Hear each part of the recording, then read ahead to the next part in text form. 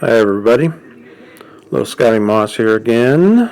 We're going to talk about pulmonary atresia today, and I wanted to let you know that pulmonary atresia and tetralogy of Fallot actually kind of go hand in hand. That's why I wanted the first image I show you to be that of pulmonary atresia and tetralogy of Fallot. So in tetralogy of Fallot, you have the big VSD here. There's usually some aortic override, but it doesn't look like they're drawing that here.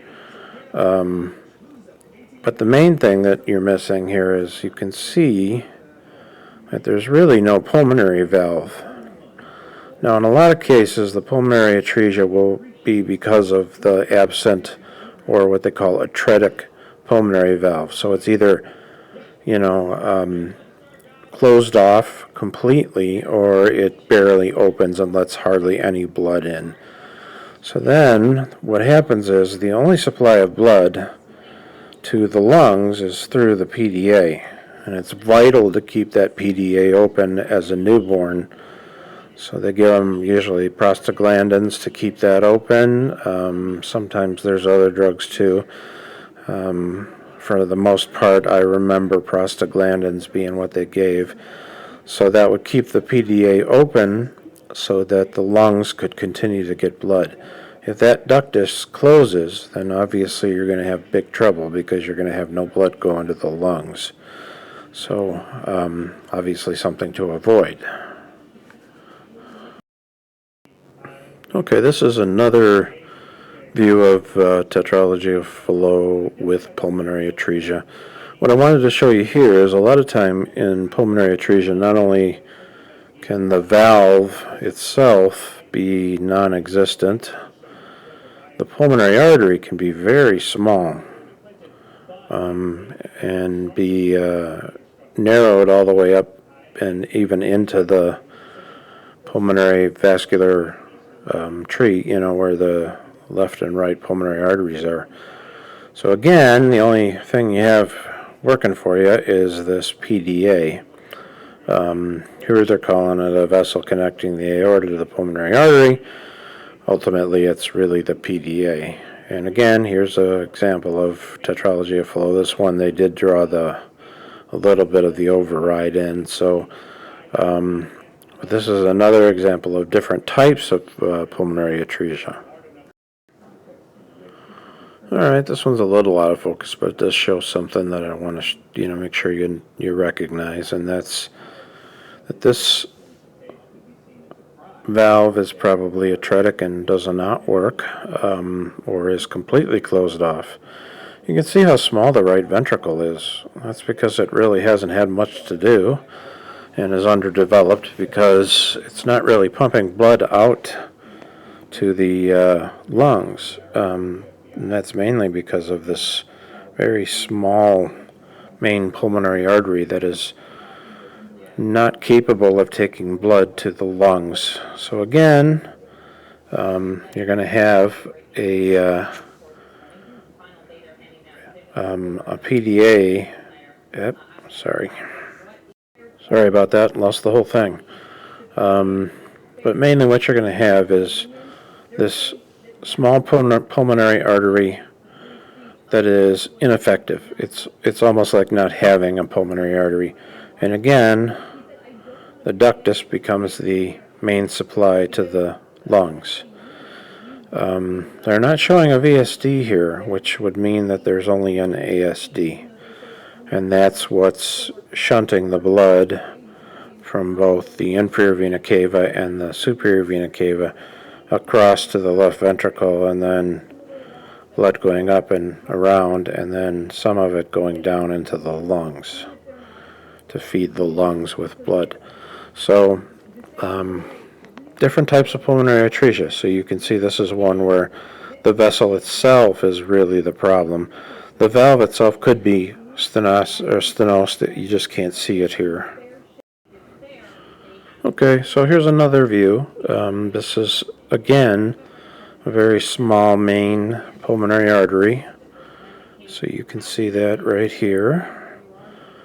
The valve itself does look like it's intact. Whether it actually opens and closes properly is another story. Unless we were looking at a live image, it would be hard to see.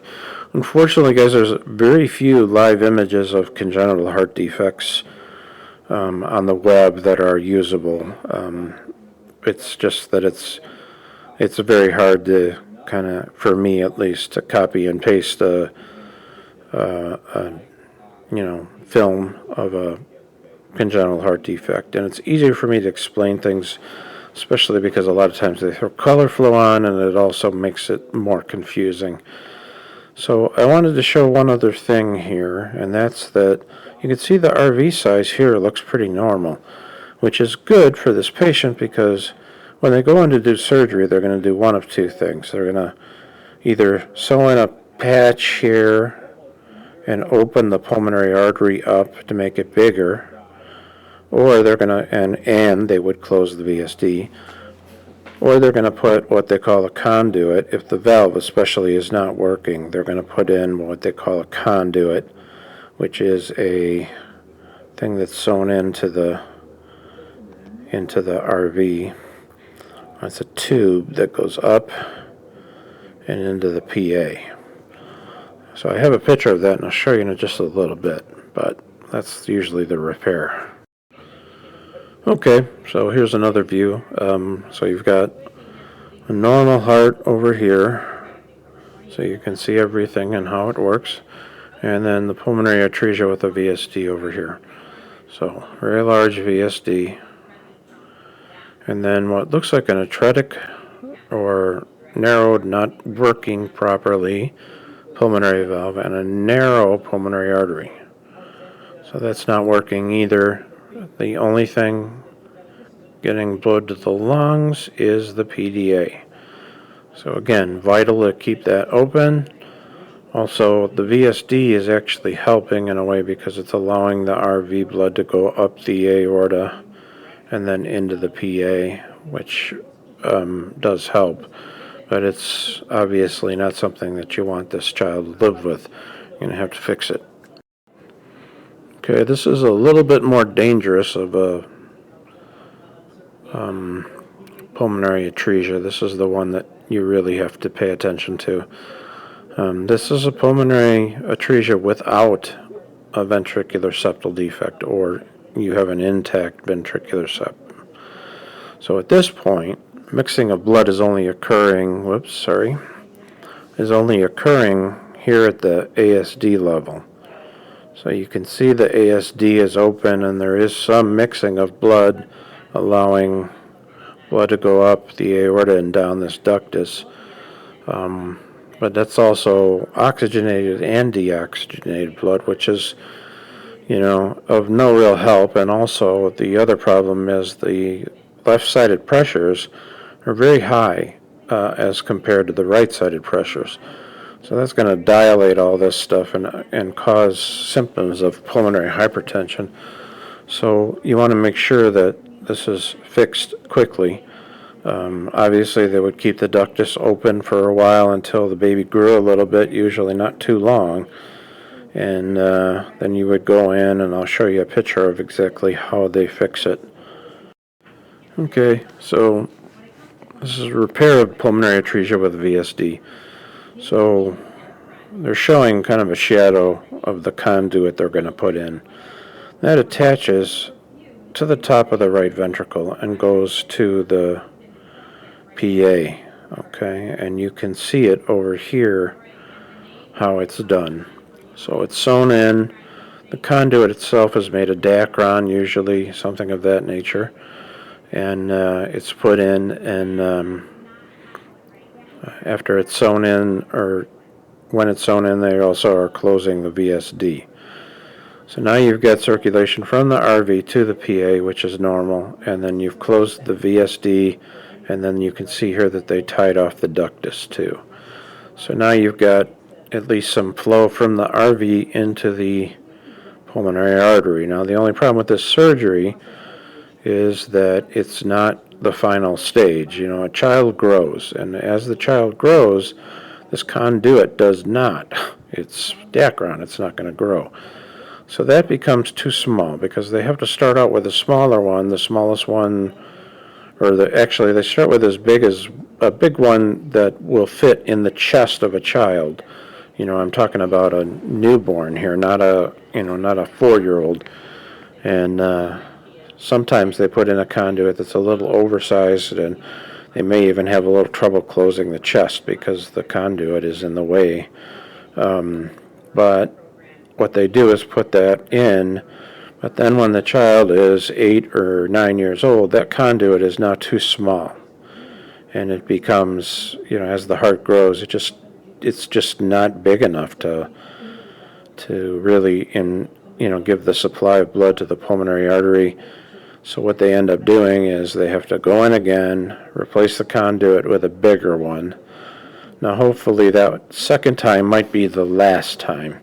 But if a child grows and gets pretty big and then they get shortness of breath and a few other symptoms, they may have to do it a third time when the child is 17 or 16 or something, and put in the equivalent of what you'd call an adult conduit, so that the child can, or almost adult, can then have the final surgery and not have to worry about it anymore. Unfortunately, they don't usually let these children do a lot of athletics, especially contact sports. They always worry about the shortness of breath that sometimes they get. There can be a valve in these conduits. It just depends upon which one they put in.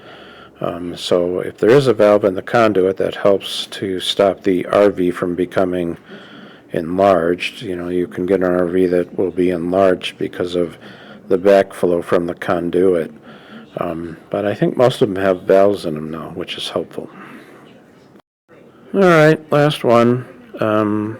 This is a normal heart on the left. Normal heart on the left. And you can see the normal PA going up and everything like that. On the left here, on the right here, you can see that this is one of the ones that is sometimes hard to recognize when you're doing an echo, because there's no real remnant of a pulmonary artery here. This is just a piece of tissue that runs up, and that is what's left of the main pulmonary artery. So now you have just the VSD allowing blood mixing by going up the aorta and through the PDA again. And like I said before, keeping that ductus open is very important. But this child obviously would be a candidate for the conduit that they would put in. So you would end up, punching a hole in the RV, putting the conduit up into the PA, and then you would at least have the child have blood flow go into the PA. You'd also close the VSD, obviously, too, and the ASD, and then tie off the ductus. So that's the repair in general. I'm sure there are other ones that they use. Like I talked about, sometimes they patch it. This one would not be one that you would patch. There's just no opening there. So anyways, I hope you enjoyed this one. I'm trying to go through the congenital defects as I have a list, and I'm trying to go through them one at a time. I try to get to it as quickly as I possibly can, but there are times when I just can't get to one for a week or so, so bear with me. I'll try to get to as many as I can, and then if you have any questions or anything like that, just leave them in the comments, and I'll see if I can answer it. If you want me to cover one thing in particular, I'll try to cover it. So let me know. Have a great day.